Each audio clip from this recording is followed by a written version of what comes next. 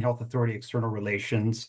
This is a media briefing to discuss today's West Coast Health Alliance announcement of updated vaccine recommendations and improved vaccine access. I will add a link to that governor's office announcement in this meeting's chat. With us to discuss the recommendations and vaccines in general are Dr. Dean Seidlinger, Health Officer and Epidemiologist at OHA's Public Health Division, and Dr. Elizabeth Powers, Family Medicine Physician and Local Public Health Officer at Winding Waters Clinic, a federally qualified health center in Wallowa County. Also in the virtual room to help answer questions is Rachel Prusak, Executive Director of Oregon State Board of Nursing, Nicole Krishnaswamy, Executive Director of the Oregon Medical Board, Gary Runyon, Executive Director of the Oregon Board of Pharmacy, and TK Keene, Acting Insurance Commissioner at the Department of Consumer and Business Services, Division of Financial Regulation. Just a few reminders. Please make sure to include your media affiliations so we know that you are media. If you are not media, please hop off and join the YouTube live stream that was in the advisory for this media briefing, and we have put that link in the chat for your convenience. If you want to ask a question, please use the raise your hand function to be added to the queue, and I'll open the floor in the order in which raised hands are received. Or drop a question in the chat and I'll ask it for you.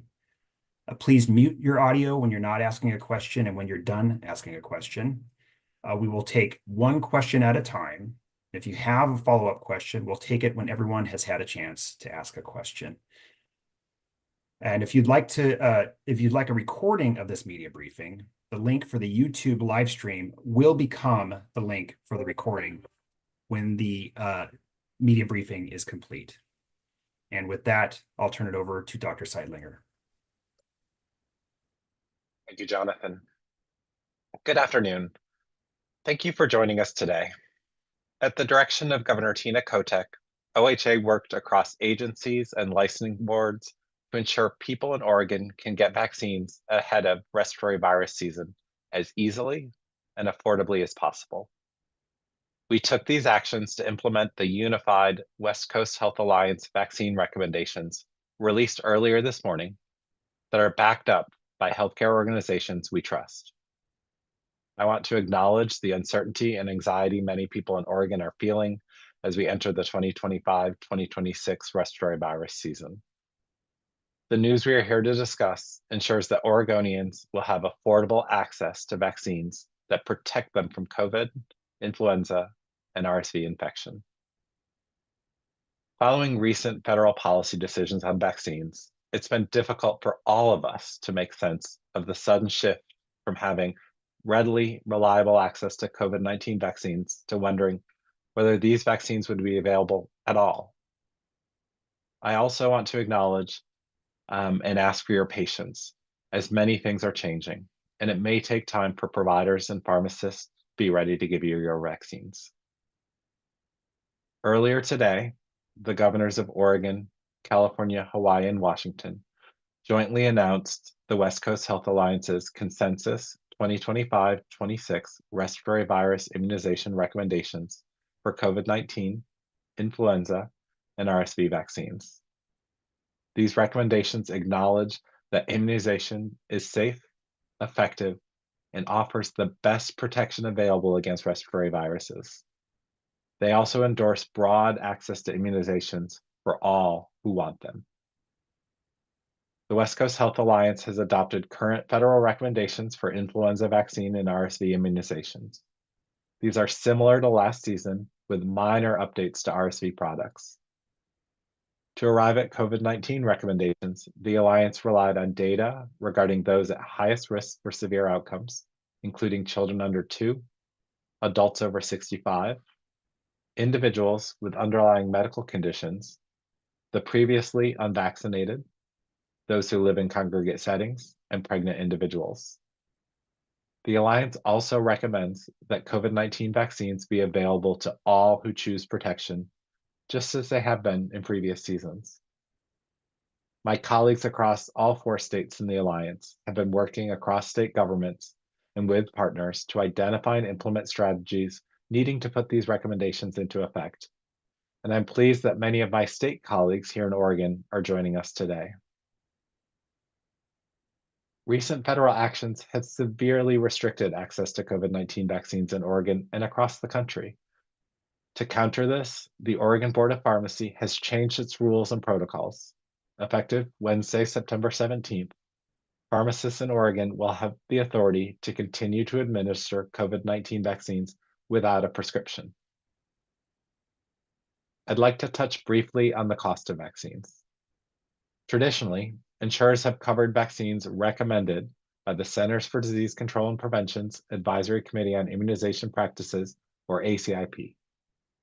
Unfortunately, the ACIP has become an unreliable source of vaccine recommendations. For this reason, OHA has worked with the Governor's Office, the Oregon Department of Consumer and Business Services, and OEB and PEB to maximize private insurer coverage for the COVID-19 vaccine. Medicaid and Medicare will continue to cover the cost of the updated COVID vaccines as they previously have. Oregon and its partners in the West Coast Health Alliance are committed to safeguarding scientific expertise in vaccine access and leading with clarity, science, and care so that individuals and families know their options and can access the protection they deserve. Finally, I'd like to discuss why it's so important that people have the choice to get vaccines this respiratory virus season. COVID-19 percent positivity has been slowly increasing since May and currently sits at 16.1% as of September 6th. This is consistent with a summer surge of COVID-19, a pattern that has been observed every year since the 2020-2021 season. This same pattern is occurring nationwide. I think most of us have recently been sick or know friends, family members, or coworkers who have been sick in recent weeks. Many of them likely had COVID. Fortunately, this increase in people testing positive for COVID-19 has resulted in only a relatively small increase in hospitalizations in Oregon and across the country. On August 25th, the CDC released its 2025-2026 respiratory disease season outlook, which predicts that the upcoming US fall and winter respiratory disease season will likely have a similar combined number of peak hospitalizations due to COVID, influenza, and RSV compared to last season. But as we say in public health, every respiratory virus season is a bad respiratory virus season. Concurrent increases in influenza, RSV, and COVID-19 activity can easily stretch hospital capacity across the state. Oregon has one of the nation's lowest hospital bed capacities per person in the country, but that's largely in part due to our state's ability to keep demand for those beds low, especially when people stay healthy by getting vaccinated and keeping themselves, their loved ones, and their neighbors safe and out of the hospital. So once again, I ask for people to have patience as many things are changing all at once. Check in with your provider or pharmacist about availability of vaccine, and know that if it's not available today, you should be able to access it over the coming days and weeks. Thank you. And now I'd like to turn it over to Dr. Powers for her remarks. Thank you, Dr. Seidlinger. Hello, my name is Dr. Liz Powers, and I'm a family medicine physician at Winding Waters in Wallowa County, Oregon. And I'm here today to speak to the importance of these updated vaccine recommendations. COVID-19, influenza, and RSV are common viruses. I treat hundreds of patients with them every year. For many, these viruses cause mild to moderate infection, but for some, they result in hospitalization and, tragically, death. Vaccines are the most powerful tools we have in preventing severe respiratory infections. They are underutilized, and there's a lot of disinformation out there, making it harder for people to understand whether vaccines are safe and which vaccines are recommended. There are people in my community who should get an updated COVID-19 vaccine because they are more likely to get very sick with these viruses. These include young children, the elderly, and those with underlying medical conditions. I also agree with the West Coast Health Alliance recommendation that everyone who wants a COVID-19 vaccine should have access to one. I'm glad to be a part of this effort to ensure that people here in my community and across Oregon can get vaccinated. Thank you, Dr. Powers. Jonathan, I think we're ready for questions. Okay, thank you, Dr. Powers. Thank you, Dr. Seidlinger. Just as a reminder, if you want to ask a question, please use the raise your hand function. You can find that at the react button to be added to the queue, and I'll open the floor in the order in which raised hands are received. Or you can drop a question in the chat and I'll ask it for you. Amelia Templeton with OPB. Go ahead. Yeah, thanks. Hi, Dr. Seidlinger. I wanted to ask if there's any difference in the recommendations in these guidelines that specific groups be vaccinated. So, like an explicit recommendation that uh, um, adults, say over 65, be vaccinated, and then the broad statement that anyone uh, who wants the vaccine should be vaccinated. Is that something that clinicians are going to read differently, or is there sort of a different meaning there in those two categories? Thank you, Amelia. I'll take those two parts separately.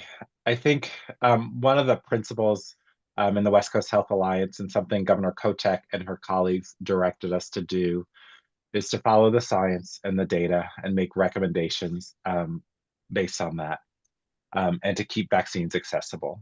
So we know that since vaccines became available at the end of 2020, they ramped up and became available to anyone 6 months and older who wanted one.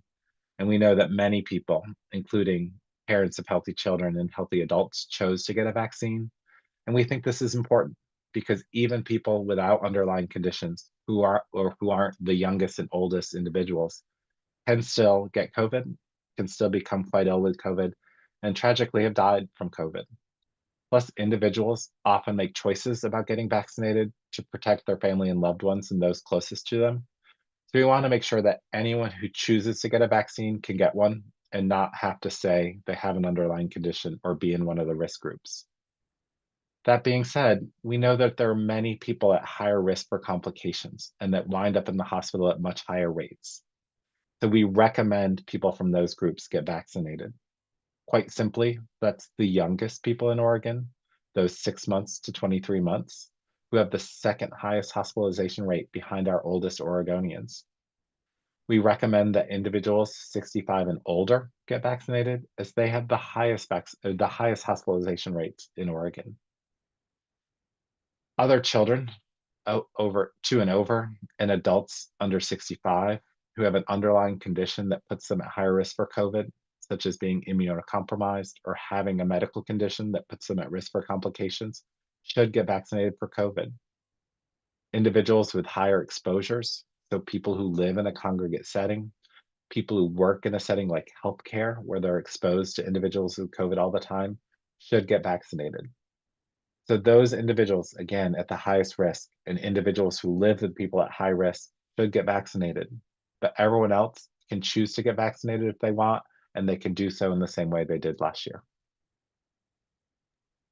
Thanks, Amelia. We did get a couple questions or a few questions in the chat. Amanda Bloom, I will take your questions one at a time, so I'll share the first one. Why not follow Washington's model and authorize pharmacists to immunize children over 2 years? The guidance offered leaves a huge hole for parents who are struggling to find PEDS doses. Pharmacists can only vaccinate kids over 7 right now. Let me start with an answer, and then I'll turn it over to our Board of Pharmacy colleagues. Each state in the Alliance has agreed upon some consensus recommendations on who we recommend for protection and keeping vaccine access open to all. But each of us work within our own rules and regulations to implement those activities. So we took action based on conversations with our colleagues, with the Department of Justice and the governor's office, to do what's best to try and maintain access for vaccines in Oregon. In Oregon, that made sense to partner with the Board of Pharmacy so they could look at the rules and protocols and keep vaccine accessible as it was in years past. What that change did was mean that because the Advisory Committee on Immunization Practices, which covers liability for those youngest kids being vaccinated by pharmacists, hasn't been made yet, that the rules only cover what they can by law, kids 7 and up. We looked at the data and saw that it was about 1,000 children who received their COVID vaccine who were 3 to 6 years old last year in pharmacies. And we think that in working with our other healthcare providers, that we can vaccinate those kids in existing settings, and that pharmacists can continue to concentrate on those 7 and up. Is there anything you'd like to add from the Board of Pharmacy? Hello, it's Gary Runyon, Executive Director for the Oregon Board of Pharmacy. Dean, I think you aptly summed it up there. What I'll note is, just to put that statistic into context, we have around 700 retail drug outlets currently registered in Oregon. So if we extrapolate that out over the course of the 23 to 24 COVID season, and the roughly 1,000 plus vaccines that Dean just mentioned would be roughly about 1.5 pediatric vaccinations per year per store or per registered retail drug outlet. So that equates to a really low, I don't want to say insignificant, but a really low uptake. And so it may make sense to allow those vaccines to be distributed elsewhere where the uptake is higher. But if we contextualize it that way, that it's a really significantly low uptake for vaccines for that age range at retail pharmacies. Thank you, Director Runyon. And also, to put that number in perspective, I want to thank publicly pharmacists for their tremendous job in vaccinating individuals. About half of the COVID vaccines given last year, or close to 1 million of the doses that were given last year in Oregon, were given by pharmacists. But those pharmacists aren't vaccinating the youngest kids day in and day out. They're really vaccinating the rest of the population, and they'll continue to be able to do that. Hey, thanks, Amanda, for the question. We'll get to your other questions later. Next question is from Shant with Oregon Capital Chronicle. Go ahead, Shant. Thanks, Yeah, Jonathan. yeah, Just a bit of a two-parter here. Can you talk about like what statistical or factors you're tracking in terms of seeing the efficacy of making sure the COVID vaccine is given to people? And what timeline or deadlines have you set in terms of when you're hoping to see that people aren't experiencing these access issues before? I know you said days, weeks. Do you have a day for us? Thanks for that. I think when you're talking about effectiveness, you mean how effective are we at communicating with people to get vaccines? I will say myself, my professional board colleagues on the phone are communicating actively with licensees, with our healthcare partners and others, to encourage them to order and stock vaccine, to message their patients and clients about the importance of those vaccines, and to vaccinate at every opportunity they have when they see people. That said, the uptick of COVID-19 and flu vaccines are significantly lower than I would like in public health. So we continue to get the word out, remind people of the protection that it provides. As far as a specific day, I don't want to get into that. But these rules by the Board of Pharmacy were filed today, and they become effective immediately. For each pharmacist and the place that they work, they're going to need to take those protocols and assess, do they have the rules and the procedures and things in place. So different places will operate a little differently in getting that up to speed. While many pharmacists and many providers have COVID-19, flu, and RSV vaccines in stock, some have not ordered as much as they would have in the past because of the mixed messages that are coming out from our federal government, really curtailing access, to now Oregon and our fellow West Coast states talking about expanded access. So there may need to be some time for not just pharmacists, but other providers to order vaccine and receive that to give to their patients. So that's why I ask, check in. Check websites to see if vaccines are available, and don't just kind of show up tomorrow because that vaccine may not be available. but supply from our manufacturers should not be a constraint. So we think that it will take just a matter of days and into next week before we hit a regular rhythm of people being able to get their vaccine. Thanks, Shant. Carol Morton in the chat, science writer Carol Morton asks, you mentioned vaccines for COVID-19, flu, and RSV. Are you making recommendations or taking action on childhood vaccines? At this time, our focus has been on the respiratory season vaccines. We did this because respiratory season is going to be upon us before we know it. As I stated in my opening remarks, COVID-19 is here. We're in a summer wave that we've seen every year for the past few years. And our federal government really has not taken action on the COVID-19 vaccine. So people were left kind of rudderless without that piece. So we took action on these because it was urgent. We currently have a vaccine schedule that has been approved by the federal government that was based on science and data and informed in that sense. It aligns very well with the American Academy of Pediatrics recently released childhood vaccine schedule. And I want to remind folks that the American Academy of Pediatrics has been putting out childhood vaccines since before the Centers for Disease Control and Prevention did it. So right now we have two not conflicting schedules for childhood vaccinations. And so we think there's minimal confusion there. Do we have to combat misinformation and disinformation? Absolutely. But the schedules themselves rely on data and science and are aligned. I think we continue to watch actions taken by the Advisory Committee on Immunization Practices and the CDC and the FDA. And as those changes are made, if any changes are made, we'll examine them. We'll talk about them in the West Coast Health Alliance. And again, look towards evidence-based vaccine recommendations and promote that to our states, all the people living in our states, and to the providers who are vaccinating them.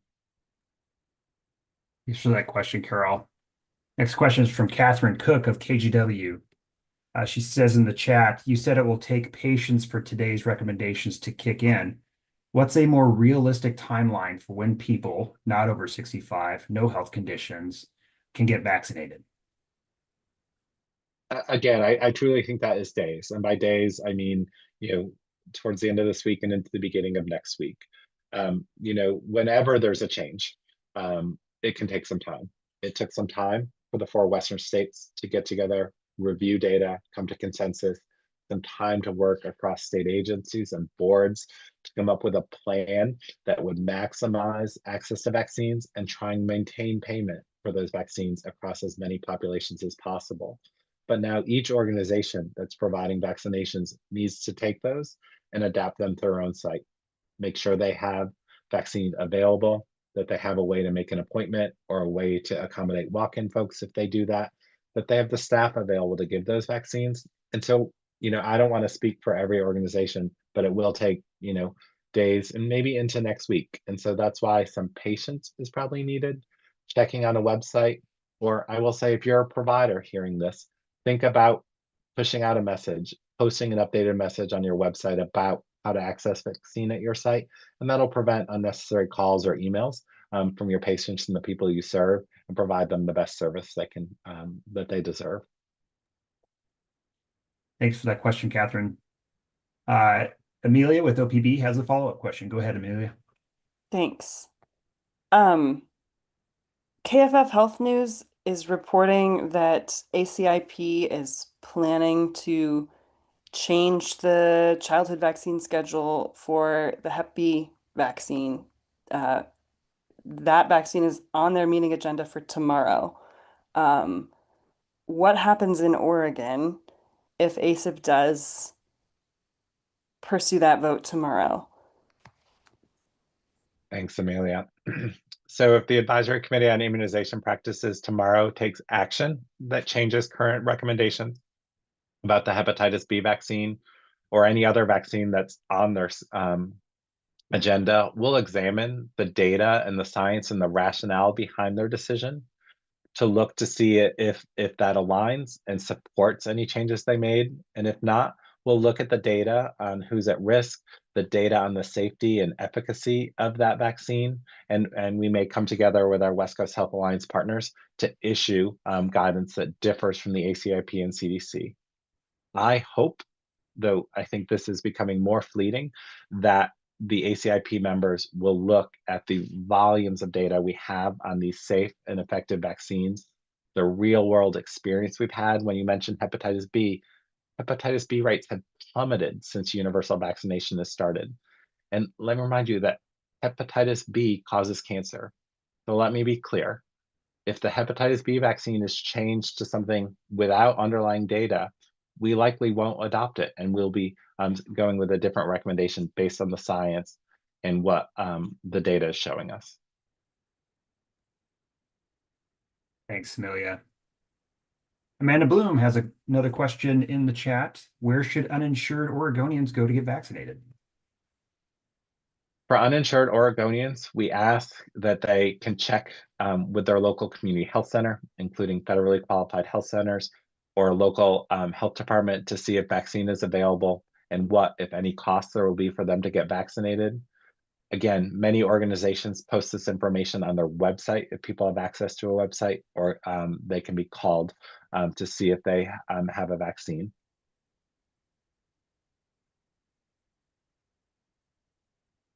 Thanks, Amanda, for that question. I'm not seeing any other raised hands, so I'll go ahead and ask Amanda's other question. Why not simply state, quote, everyone over 6 months or older may receive a vaccine, end quote, instead of the bullets in the new guidance, which can leave wiggle room for pharmacists to deny vaccines to those who request without self-attestation? So thank you. Let me go through the rationale and go through what they say, because I don't think there's any ambiguity there. When we make recommendations about who should be vaccinated, that was based on looking at the data on who's most impacted, whether the vaccines work, and are they safe. So I'll give you the age-based recommendations again, just because they're very clear. We know that people over 65 have the highest rate of hospitalization from COVID-19. That serious disease can be prevented almost across the board with vaccination. So that's why we recommend that everyone 65 and older should be vaccinated. The second highest rate of hospitalization for COVID-19 is kids under 2. So that's why we recommend that everyone 6 months to 23 months be vaccinated against COVID-19 to prevent them from getting severe disease and getting hospitalized. Similar data exists for those underlying health conditions for people who are immunocompromised. So we want to say that you should get vaccinated if you're most at risk. For other people, like a healthy child or a healthy adult, the risk may not be as high. But included in our who should get vaccinated is anyone who desires protection from a COVID-19 vaccine. So we're not going to ask you your reason. We're going to not ask you if you're doing it because you're worried about getting COVID yourself and potentially missing school or missing work. We're not going to ask you if you're getting this vaccine because you live with your grandparent who has, chronic lung disease and uses oxygen. We're not going to ask this because you're taking action to protect your spouse who's being treated for a rheumatological condition and they're immunocompromised. We're not going to ask you if you're getting this vaccine because you just want to take action to protect the coworkers that you spend 8 hours of your day with in an office. If you are choosing protection, that's reason enough to be able to get it. And so that's why that's included there. And I ask that all of our healthcare partners continue to offer that vaccine for people who show up to get it, who are 6 months and up. And that if you have, a patient in front of you who's at a higher risk group, that you talk to them about why they should be vaccinated. Answer their questions so that they can choose protection for themselves.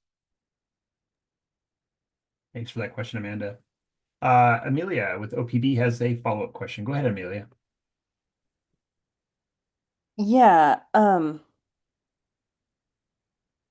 I guess I'm wondering if the cost benefit, have you looked at the sort of cost benefit analysis for the higher risk groups versus the people who are in this kind of catch-all? Like, we understand there's lots of important legitimate reasons people might want to get the vaccine. are you still confident that any of the rare but real potential side effects of the vaccines are outweighed by the individual benefit to those people, healthy people from 6 months to 64 who are uh, in that, these people can get the shot if they want it group. Thanks, Amelia. Let me reiterate that COVID-19 vaccines are extremely safe and they are effective, and they are especially effective at preventing severe disease and death.